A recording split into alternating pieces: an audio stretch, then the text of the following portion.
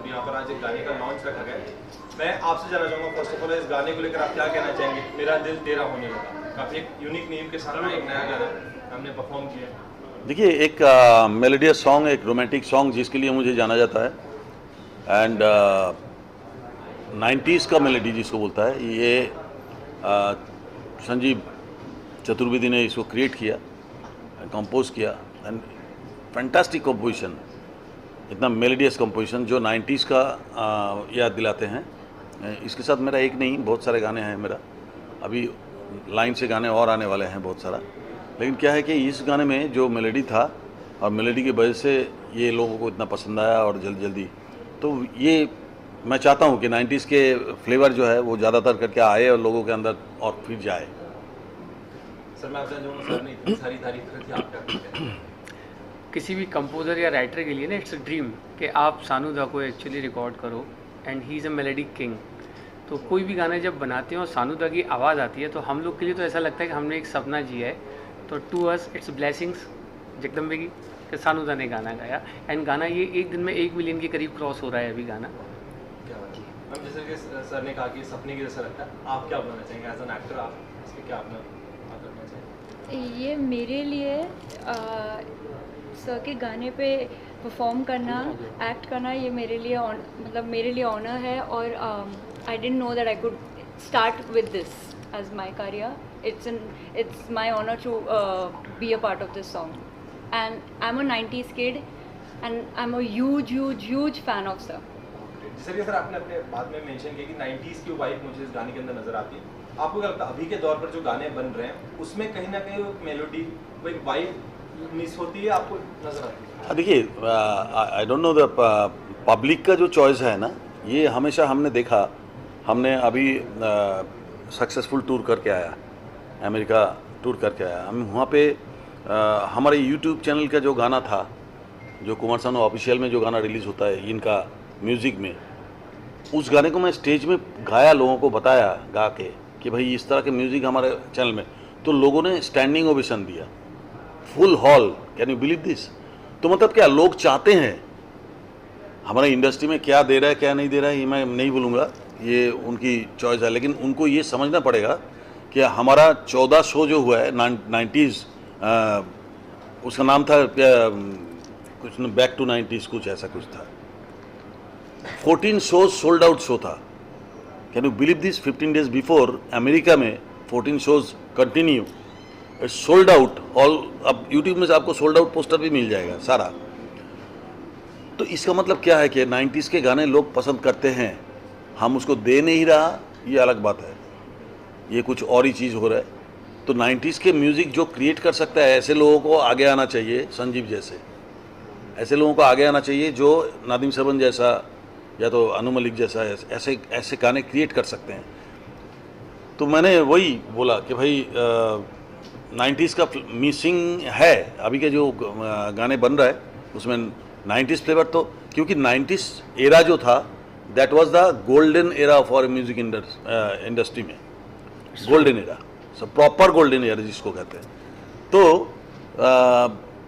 बस वही कोशिश है, ये लोग समझे ना समझे, हम तो हमारा करते रहेंगे। और यूट्यूब चैनल में, हमारा भी यूट्यूब चैनल में हमने ये गाना का एक दूसरा चैनल के लिए एंड बट मैं अपना यूट्यूब चैनल में एवरी 7 डेज और 10 डेज एक नया गाना रिलीज़ होता है, मेरा नया गाना रिलीज़ होता है। तो फिर इनका जो ये गाना है, ये गाना कौन सा ये इसमें चैनल वाइट हिल बीट्स, हाँ, White Hill Beats, White Hill Beat, तो इस चैनल से ये गाना रिलीज़ हुआ। बट ये he is doing so many songs for me also, जो भी है।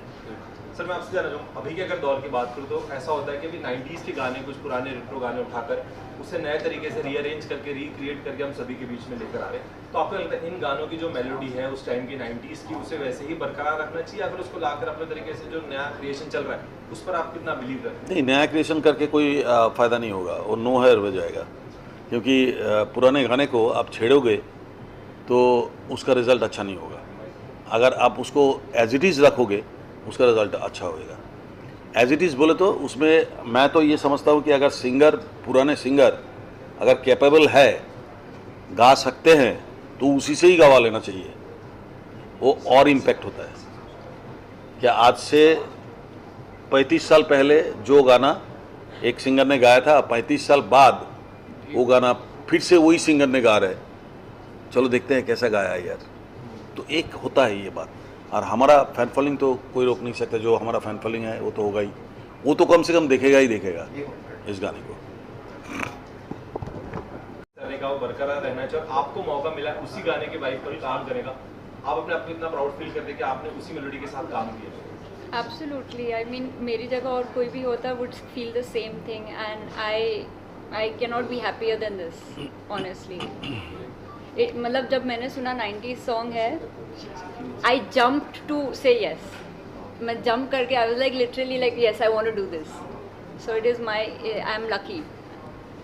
मैम आप अपनी क्या खुशी रखना चाहिए, अपनी एक्साइटमेंट रखना चाहिए इस गाने के लिए? मैं सर के साथ मेरा पहला गाना है एंड मैं सर की बहुत बड़ी फ़ैन हूँ। तो लाउड बोलिए। सर के साथ मेरा पहला गाना है और मैं हमेशा से उनकी बहुत बड़ी फ़ैन रही हूँ, और मुझे एक्चुअली पता नहीं था, it was a surprise for me. मुझे संजीव जी ने बाद में बताया, मैंने उनसे पूछा तो उन्होंने बोला कि सर साथ में गाने वाले हैं, मतलब मैं उनके साथ गाने वाली हूँ।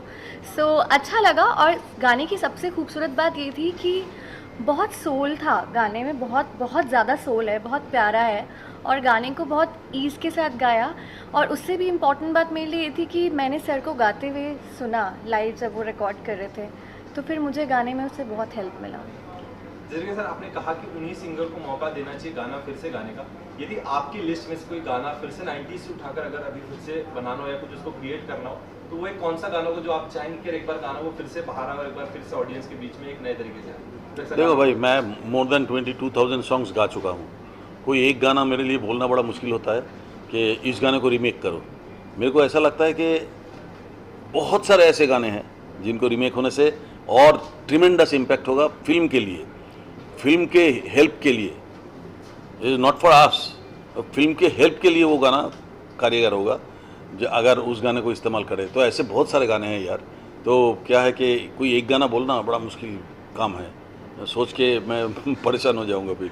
शानू, पहले का एक वक्त था जहाँ पे गाने बहुत हिट होते थे पहले, उसके बाद लोग फिल्म देखने जाया करते थे। आज उल्टा हो चुका है, आज लोग फिल्म देखते हैं लेकिन गाना याद नहीं रहता। यस, क्या लगता है? के ही गाने लोगों के कंटिन्यू करना चाहूँगा, सिर्फ 90s के ही गाने लोगों की जुबान पर रहते हैं, यादगार रह जाते हैं। अगर हम देखें हिप हॉप या इस तरह के जो भी गाने आते हैं 2 दिन लोगों की जुबान पर रहते हैं, Yes. लेकिन भूल जाते हैं। लेकिन जो 90s के गाने होते हैं तो आज भी लोग याद करते हैं। आपने बताया कि आपके कॉन्सर्ट कोई स्टैंडिंग ओवेशन, तो वो क्या रीज़न है सर कि 90s के गाने लोगों की जुबान पर दिल में चहन में बस जाते नहीं देखिए एक, और हिप हॉप टाइप के सिर्फ 2 दिन के। हाँ हाँ, अभी क्या है कि ये जो 90s के गाने की आप बात कर रहे हैं ना, तो उसमें सबसे पहले 3-4 रीज़न था। एक तो सबसे पहली बात है कि पहले म्यूज़िक को रिकॉर्ड किया जाता था। सबसे पहले हम जानते नहीं थे कि हीरो कौन है, हीरोइन कौन है, हमको मालूम भी नहीं होता था। बट गाना रिकॉर्ड करता था, पहले 6-6, 8-8 गाना रिकॉर्ड हो जाता था, उसके बाद सब डिसाइड होता कि इसको क्या लेंगे, क्या करेंगे, क्या नहीं करेंगे। तो गाना जब रिकॉर्ड होता था उसमें ध्यान दिया जाता था पूरा, एक तो लिरिकली, उसके बाद कंपोजिशंस, उसके बाद सिचुएशन। तो हम लोगों ने उसको एक्ट करके गा देते थे। तो ये जो टीम वर्क था, ये पक्का उर्दू का जो शायरी है एंड जो थॉट प्रोसेस है, जो उसका स्टोरी लैंग्वेज, जो कुछ भी एक टोटल टीम वर्क जो होता था उस समय, वो बहुत ऐसा था पावरफुल कि ये पहले लोग सुनते ही सोचते थे कि हम हॉल में जाएंगे। तो पहले गाना उनको खींच के हॉल तक लाते थे। तो गाने का काम हम लोगों का था कि हमको हॉल तक पहुंचा देना है। बाकी हॉल में जाके वो देखेंगे कि एक्टर एक्ट्रेस क्या उसके ऊपर रिएक्ट किया और उसके ऊपर क्या उन लोगों ने एक्सप्रेशन दिया, क्या ये किया, तो उसके बाद पिक्चर हिट होना। तो ये सब मिला के ना वो चीज़ अभी क्या हो गया, एक म्यूज़िक प्रायोरिटी था पहले कि म्यूज़िक के ज़रिए, म्यूज़िक पिक्चर का आधे खर्चा म्यूज़िक से उठ जाता था, आधे पिक्चर का खर्चा जो है वो म्यूज़िक से उठ जाता था। एंड म्यूज़िक के बाद वो लोग फिर फिल्म शुरू करके फिल्म ख़त्म करते थे। और अगर पिक्चर चल गया तो म्यूज़िक और भी हिट हो जाता, और पिक्चर नहीं भी चला तो भी म्यूज़िक बेच के पैसा कमा लेते थे कंपनीज। तो आई थिंक जब म्यूज़िक का जो एक प्रायोरिटी था अभी वो है नहीं, वो प्रायोरिटी अभी क्या है, म्यूजिक को सेकेंडरी कर दिया गया। डालना है तो डाल दो, नहीं तो नहीं डालो तो कोई बात नहीं है, ना भी रखो तो कोई बात नहीं है, ऐसा सिचुएशन हो गया। ये मंदबुद्धि टाइप का बुद्धि है जिन्होंने ये सोच रखते हैं। तो गाना एक ऐसा चीज़ है, not for relaxation, music is a therapy always. और ये फिल्म जब देखने जाते हैं, इतना टेंशन, इतना मारधार, इतना ये, उसमें एक रोमांटिक गाना आता है, एक सॉफ्ट रोमांटिक गाना है, तो थोड़ा रिलैक्सेशन होता है उस समय। तो ये सब चीज़ें इन लोगों को सोचना चाहिए कि हम म्यूज़िक को सेकेंडरी करके अगर पिक्चर को हिट कराना चाहे तो बहुत नामुमकिन है, बहुत मुश्किल है। अभी 100 पिक्चर बनाओगे तो उसमें से 1 या 2 हिट होगा। जैसे हाँ,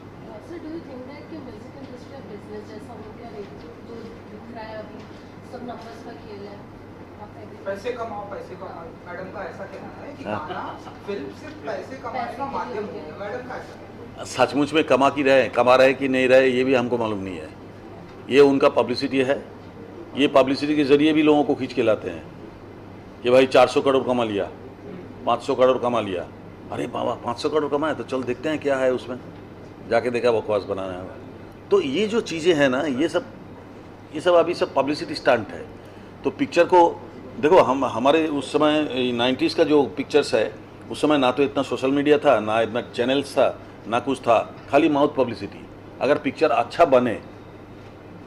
बने तो उसका माउथ पब्लिसिटी से वो सुपर डुपर हिट होता है। सबसे बड़ा पब्लिसिटी है माउथ पब्लिसिटी, कि तुम एक जन को खुश करोगे ना, वो 10 जन को बताएगा। तो ये टेंडेंसी ये लोग क्यों अप्लाई करते हैं, आई डोंट नो। ये सोचते हैं कि भाई हम इसमें ग्रैंडर दिखा देंगे स्विट्ज़रलैंड में, और इसका आम्स्टरडम में शूट कर लेंगे, और कोई स्टोरी नहीं है, बकवास म्यूज़िक है, और सोचता है कि बड़े बड़े स्टार कास्ट, पिक्चर हिट हो जाएगा।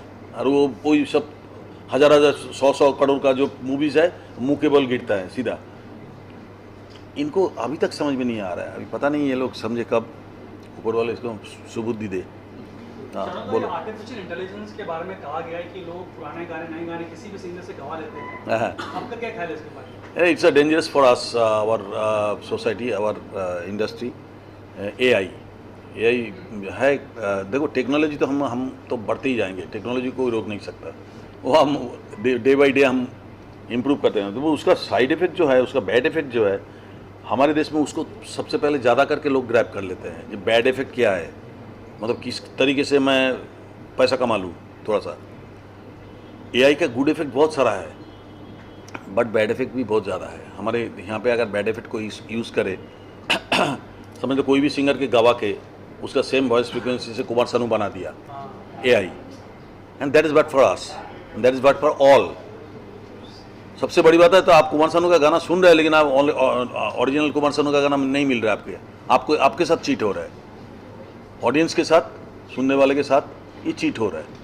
तो ये बहुत बड़ी डिसएडवांटेज। तो ये है AI। हम तो कहते हैं कि AI के लिए सबसे बड़ा प्रोटेक्शन हो जाना चाहिए, तो AI के लिए प्रोटेक्शन बहुत ज़रूरी है। तो in creative field, in creative field, क्योंकि AI क्रिएटिविटी नहीं कर सकती, AI उस चीज़ को मॉडिफाइड कर सकती है, टेक्नोलॉजी उसमें इन्वॉल्व कर सकती है। पर क्रिएटिविटी जो होती है, मतलब ऐसा कहावत चलता है, बेवकूफ़ और कलाकार जो पैदाइशी होती है, तो AI जो है क्रिएटिविटी नहीं कर सकती। नहीं, वही तो बात बोल रहा हूँ कि AI आपका वॉइस इमिटेट कर देगा, आपका टोनल क्वालिटी इमिटेट कर देगा, लेकिन what about your expression? AI expression दे नहीं सकते, दैट इज़ क्रिएटिविटी। तो क्रिएटिविटी में ये सब चीज़ें होता है, एक्सप्रेशन, फीलिंग्स हो, थ्रोइंग हो, ये सब चीज़ें हमको खुद को करना पड़ेगा, जितना भी AI लगाओ। हम जब कोई सॉफ्ट गाना गाएंगे, सैड गाना गाएंगे, वो AI कुछ नहीं कर सकते। वो गाना सीधा गाना कर देंगे। जैसा हम गाएंगे जब कोई बात बिगड़ जाए, जब कोई मुश्किल, ये होगा AI। और क्रिएटिविटी ओरिजिनल फिल्म में होगा जब कोई बात बिगड़ जाए, ये होगा क्रिएटिविटी, आर्ट फील्ड का काम। तो AI और क्रिएटिविटी में ये फ़र्क है, जो AI दे नहीं सकता वो क्रिएटिविटी को रखना ही पड़ेगा। गानों की आत्मा नहीं ना, तो दिस इज द थिंग। पहले मैनुअली म्यूजिक बनाते थे और आज की तारीख में सब डिजिटल बना रहे हैं, उससे क्या सिंगिंग पे असर पड़ा है? देखिए एक चीज़ है, होता था मैनुअली तबला वाला बहुत अच्छा आपने क्वेश्चन किया। ये बहुत डेप्थ वाला क्वेश्चन है, ये सब छोटा मोटा क्वेश्चन नहीं है। देखिए, शुरू में हम लोग जब गाना गाने जाते थे, लाइव रिकॉर्डिंग करने जाते थे, तो उसमें डेडिकेशन नामक एक चीज़ है जो टेंशन से ज़्यादा बिल्टअप होता है। मैं आपको बता रहा हूँ एक बात, आप याद कर लेना, उसको मिला लेना।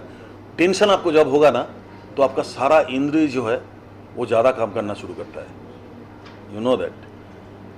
एंड उसमें क्या होता है कि आपका डेडिकेशन होता है, क्योंकि आप जो काम करने गया उसमें आपका ज़्यादातर करके आपका दिमाग चल रहा है, सो ज़्यादातर करके आप कॉन्शियस हो जाते हो कि भाई इसको।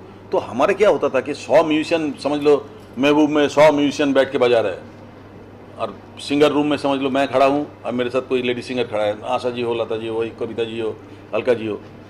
अभी वो 100 म्यूजिशियन बजा रहे और उसके साथ मैं लाइव गा रहा हूँ। अभी कोई एक जन अगर गलती करे, उसके लिए दोबारा टेक करना पड़ेगा। तो सोचो, अगर म्यूजिशियन गलती करते हैं तो मैं उसकी तरफ देखूंगा, और अगर मैं गलत गाऊं तो म्यूजिशियन वहां से हंसेगा, सब 4-5 लोग, अरे यार क्या है, इसके लिए दोबारा टेक करना पड़ रहा है। तो इसलिए क्या होता है कि मैं भी कॉन्शियस, मेरा काम के लिए टेंशन, डेडिकेशन, एंड जो बजा रहे हैं उन लोगों का भी टेंशन, डेडिकेशन एंड कॉन्शियसनेस। तो ये इसमें क्या होता है कि काम अच्छा निकल के आता है, जो क्रिएटिविटी है वो फैंटास्टिक निकल के आता है। सब अपना बोलता है कि हमारा 100% हमको देना ही है कैसे भी करके, नहीं तो फिर हम पीछे रह जाएंगे, कोई हमारे ऊपर ना हंसे। ये जो होता था ना, तो उस समय ये काम होता था। अब क्या हुआ, अभी हमको पता है कि हम रिकॉर्डिंग में जाएंगे, म्यूजिशियन कब बजा के गया कुछ मालूम नहीं है, ट्रैक आधा बन चुका है, थोड़ा थोड़ा गिटार बजा हुआ है, थोड़ा सा रिदम बजा हुआ है, और हमें सिंगर को मालूम है। देखो डेडिकेशन कहाँ कम हो जाता है, सिंगर को मालूम है कि मैं अगर गलत गाऊँ तो एक वर्ड भी पंच हो सकता है, तो हमारा कोई टेंशन नहीं है, हमारा कोई टेंशन नहीं है। तो जहाँ टेंशन नहीं है वहाँ डेडिकेशन कैसे होगा? This is the logic. आगे हमारा टेंशन अगर हो बिल्टअप होता है, मैं अभी डर रहा हूँ, मैं गाना गाने से पहले आज भी हमारा हाथ ठंडा हो जाता है, स्टेज पे जाने से पहले भी हाथ ठंडा होता है, रिकॉर्डिंग से पहले भी हाथ ठंडा हो जाता है। ये होता है डेडिकेशन, एंड ये होता है एक कॉन्शियसनेस, अटेंशन। तो उसमें से क्रिएटिविटी निकलते हैं। तो जो सिंगर गाना गाने जा रहा है वो सोच रहा है कि जब कोई बात बिगड़ जाए, जब को ले लीजिए इस ट्रैक से, कोई को उधर से ले लीजिए, बिगड़ जाए इधर से ले लीजिए। ये क्रिएटिविटी नहीं होता है। ये क्वेश्चन बहुत इंपॉर्टेंट था, ये आंसर बहुत बड़ी हाईलाइट है। तो आप लोग प्लीज़ एज ए मीडिया ना इस चीज़ को थोड़ा हाईलाइट करना, ये बहुत बड़ी बात है नई जनरेशन के लिए। नहीं, आज अचानक क्वेश्चन अच्छा किया तो मेरा दिमाग से वो निकल गया। बहुत अच्छी बात आपने क्वेश्चन किया, तो मैंने वही बोला, टेंशन एंड कॉन्शियसनेस से क्रिएटिविटी जो होता है वो और पावरफुल होता है। तो डेफिनेटली वो सिंगर के मन में जब होता है कि भाई हम जाएंगे और हम कुछ भी गाएंगे, ओ चल जाएगा, वो डेडिकेशन नहीं है, वो टेंशन नहीं है, वो कॉन्शियसनेस नहीं है, तो फिर उसका क्रिएटिविटी जो है बेटरमेंट कहाँ से होगा? अब बताओ ना। अभी हम दोनों जब गा रहे हैं, दो, एक लेडी सिंगर एक जेंट सिंगर, हम सोच रहे हैं इसको कैसे बीट करूँ, वो सोच रहा है इसको कैसे बीट करूँ। कंपटीशन में क्या होता है, चीज़ अच्छा निकल के आता है। तो ये चीज़ अभी है ही नहीं ना, तो आपका वो क्रिएटिविटी में वो सब 90s म्यूज़िक बोलो, 80s म्यूज़िक बोलो, कहाँ से नज़र आएगा? क्योंकि ये पूरा टोटल टेक्नोलॉजी के ऊपर चला गया। टेक्नोलॉजी, हम लोग बोला ना, टेक्नोलॉजी का एक एडवांटेज भी है और डिसएडवांटेज भी है। तो ये खामियां बहुत है इसमें। इसको अगर आर्ट को बचाना है तो टेक्नोलॉजी के साथ साथ आपको गाना भी एट ए टाइम, वो सिंगिंग हो या लिरिक्स हो या कुछ भी हो, एक लिरिक्स राइटर बैठे रहते हैं रिकॉर्डिंग के टाइम में साथ में, कि सिंगर को शब्द बोलने की तकलीफ हो रहा है, इमीडिएट वो उसका 4-5 ऑप्शन दे देते हैं। ये डेडिकेशन होता है कि भाई हमारा लिरिक्स अगर सिंगर ठीक से नहीं गा पा रहा है तो ये हमारा ही बदनाम होगा, तो मैं ठीक से नहीं गा पा रहा है, वो जगह पे ठीक नहीं बोल पा रहा है, तो इमीडिएट वो 3-4 ऑप्शन दे देता है वहाँ बैठे बैठे। अरे कुमार जी आप ये जगह पे, आप ये जगह पे ये लिख लीजिए, देखिए तो इसको बोल के, तो मैं देखा हाँ उसका मेलोडी के साथ बहुत अच्छा स्मूथली चले जा रहा है। दैट इज़ द क्रिएशन ना, ये तो क्रिएटिविटी है। और क्रिएटिविटी था बोल के ही आज आपके दिमाग में हम बैठे हुए हैं। हम कोई भी गाना अगर गाने जाएंगे तो आप भी मेरे साथ गुनगुनाओगे। मेरा हर शो में मैंने देखा, फर्स्ट 3-4 रोज जहाँ तक नज़र आता है मेरा, हर आदमी एक एक गाने का बोल हमारे साथ गा रहे, तो ये जो दिमाग में डालने की बात है ना, ये सब चीज़ से ही आता है, ये टेंशन, कॉन्शसनेस एंड डेडिकेशन, इससे आता है। और इसको ये लोगों ने नज़रअंदाज करके सेकेंडरी कर दिया, मतलब इसकी ज़रूरत नहीं है, तो पिक्चर भी इस साइड हो गया। दादा पहले ना जो शूट होते थे, सॉन्ग पिक्चराइज होते थे पहले, उसमें नागराम से 2 राउंड पीछे करो, 3 राउंड पीछे करो, वो चीज़ का जो ये होता है, ये वो अलग ही होता था। ये हर एक का जो काम है उसको उसका काम के ऊपर ऐसा प्रेशर क्रिएट कर देते थे कि अपना काम आप अच्छा नहीं करोगे तो आगे का सारा काम रुक जाएगा। तो you have to do your job correctly, तब जाके तुम करोगे तो फिर आगे वाला ठीक से करेगा, वो आगे वाला करेगा तो उसके बाद आगे वाला ठीक से करेगा। तो सब लिंक्ड और सब डेडिकेटेड था, और इसलिए काम अच्छा होता था। और तुम्हारा पेट फूल रहा है बहुत देर से, बोलो। अगर आप यहाँ पर अगर आप कुछ आवाज़ हो जाए, अगर आप सुनना, आपको लाइव सुनना चाहते हैं, अगर ये गानी कुछ लाइन अगर आप इसका एक गाना था मेरे यूट्यूब चैनल में, मैंने गाया था, अभी मैं अमेरिका में भी ये गा के आया था। मेरे जैसा नहीं मिलेगा मेरे बाद ज़माने में, मेरे जैसा नहीं मिलेगा मेरे बाद ज़माने में, उम्र तेरी ढल जाएगी मेरा इश्क भुलाने में। तुमने मुझको दागा दिया है, तुमने मुझको धोखा दिया है, तुम भी धोखा खाओगे, बड़ा पछताओगे, बड़ा पछताओगे, लेके मेरा नाम हजारों अश्क बहाओगे, हाँ हाँ बड़ा पछता। तो ये था गाना, देखो मेलोडी ये बनाया ये संजीव ने, तो ये पूरा 90s मेलोडी एंड वर्डिंग अच्छा है, पावरफुल, सिंपल सा वर्डिंग है लेकिन पावरफुल वर्डिंग है, और लोगों को छूने वाले। अब जब मैं गा दिया मेरे जैसा नहीं मिलेगा मेरे बाद ज़माने में, तो सिंपल थिंग है। आप भी अपने वाइफ को कभी बोलते होंगे, है ना, it's a very simple thing. अरे मेरे जैसा नहीं मिलेगा तुमको, चलो मैं जब नहीं रहूँगा ना तुमको पता चलेगा। तो this is the simple thing, ये थॉट को, तो ये सब चीज़ें जो है ना, ये चाहिए हमारे जीवन के लिए, हमारे लाइफ के लिए, जो सुकून भरी लाइफ होना चाहिए। उसके लिए आप अच्छे मूवी देखो, अच्छे गाना सुनो, स्टोरी वाला। तू कुछ बोलेगा क्या बेटा? अच्छा सर एक लास्ट सवाल। हाँ बोलो। पुरानी फिल्में जो होती हैं, म्यूजिकल फिल्में, उनका रीमेक बनती है, फॉर एग्जांपल आशिकी, तो they don't take old singer, वो पूरा नया उन लोग करते हैं। तो what do you say about that? Because Aashiqui film was more on music based और लोगों को गाना ज़्यादा पसंद था more than the film. What do you say about that? What you want to know? कि नई आशिकी नई रीमेक बनती है तो उसमें पुराने गानों को कुछ लेते नहीं है, सिंगर्स का नहीं लेते हैं, कुछ लेते ही नहीं। Anything you want to add to this? देखिए पुराने आशिकी, सबसे पहली बात है जो अभी की जो आशिकी है वो आशिकी चलेगा ही पुराने आशिकी के नाम पे। आपको नाम यूज़ करना पड़ेगा आशिकी, या आशिकी 1 2 जो भी है, 3 जो भी है, आशिकी आपको लगाना पड़ेगा। ये क्यों है? आशिकी की जगह कुछ और लिख सकते थे ना। आशिकी क्यों यूज़ कर रहा है भाई, इसको सोचो कि हम आशिकी क्यों लगा रहे हैं। अगर मेरे में दम है तो फिर हम आशिकी की जगह मौसीकी लगा देंगे ना, मौसीकी 2। वो आशिकी क्यों यूज़ कर रहा है, इसके पीछे राज क्या है? मतलब उस आशिकी का जो फल है उसको इस आशिकी में मिलना चाहिए, वो सोच के ये बनाया जाता है। तो जो भी है रीमेक करना बहुत बुरी बात नहीं है, बहुत अच्छी बात है, लेकिन क्या है कि पुराने चीज़ को आप भुला नहीं सकते। अब जितना भी नया बने, नए रीमेक होए, जो कुछ भी करे, उस चीज़ को आप भुला नहीं सकते। सो ये कंपैरिजन होता ही नहीं है, कौन आशिकी बेटर है, कौन आशिकी है, ये सब बकवासबाजी बात है। कि एक आशिकी एक हिस्ट्री क्रिएट किया, दूसरा आशिकी एक हिस्ट्री क्रिएट करेंगे, ये होता ही रहेगा। मैं गाऊंगा, मैं एक अपना जगह बनाऊंगा, मेरे बाद और कोई एक सिंगर आएगा जो उसका अपना जगह बनाएगा। इसका मतलब ये नहीं कि वो मेरे माथे पे चढ़ गया, नो। नंबर ऑफ सॉन्ग्स में मैंने बहुत सारे लोगों से ज़्यादा नंबर गाए, बहुत ज़्यादा। तो मैं ये नहीं बोल सकता कि मैं उससे बेटर हूँ, सवाल ही नहीं होता है।